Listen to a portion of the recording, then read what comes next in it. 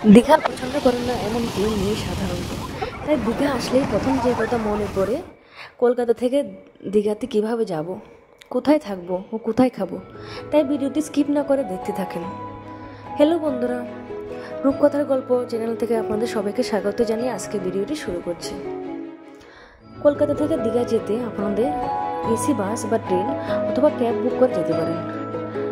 সব থেকে কম খরচে যেতে হলে আপনারা হাওড়া থেকে ট্রেন ধরে দিনে 2বার ট্রেন যায়, 5-6 ঘন্টা জার্নি করে আপনারা চলে যেতে পারেন দীঘাতে।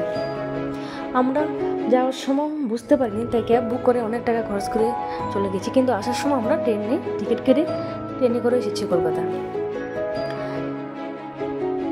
তাতেই সবথেকে ভালো হবে এসি বাস করে। এসি বাসে ট্রেন থেকেও সবথেকে কম খরচ নেই, 350 থেকে 400 টাকার মধ্যে এসি বাসে হয়ে যায়।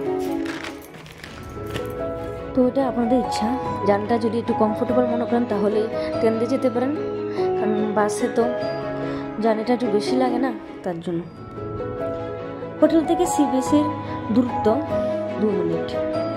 আমরা যে হোটেলে থেকেছিলাম আপনাদেরকে দেখে দিয়েছি ভিডিওতে।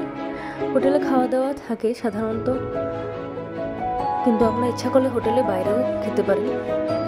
হোটেলে যে অনেক রেস্টুরেন্ট আছে খাওয়ার, আপনি এখান থেকে খেতে পারেন। আমরা যে হোটেলে থেকেছি ওই হোটেলে খরচ 1000 থেকে 1500 মধ্যে পড়েছে।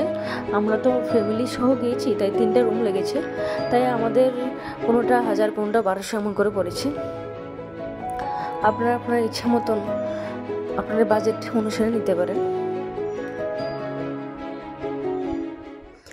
এখানে আমরা কিছু মজা করছিলাম সি বিচে এসে।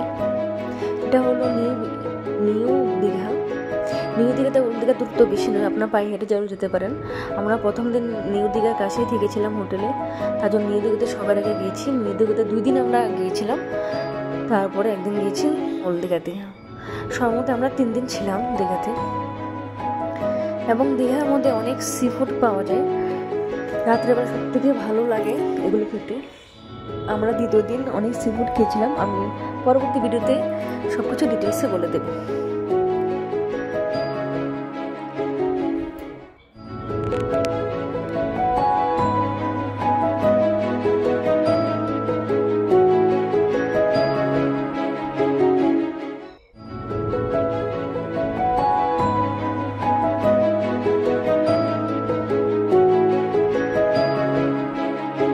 এখানে আমরা সবাই মিলে একটা ফটো এবং ভিডিও, কিছু শর্ট ভিডিও করে নিচ্ছি।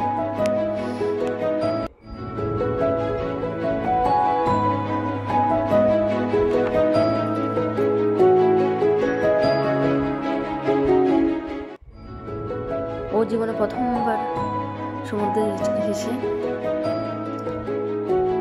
তাই ও খুব আনন্দ করেছিল। হোটেলে নিচে খাওয়া দাওয়া খুব ভালো, আপনারা দেখতে পারেন। Thank you for watching my video. Tata.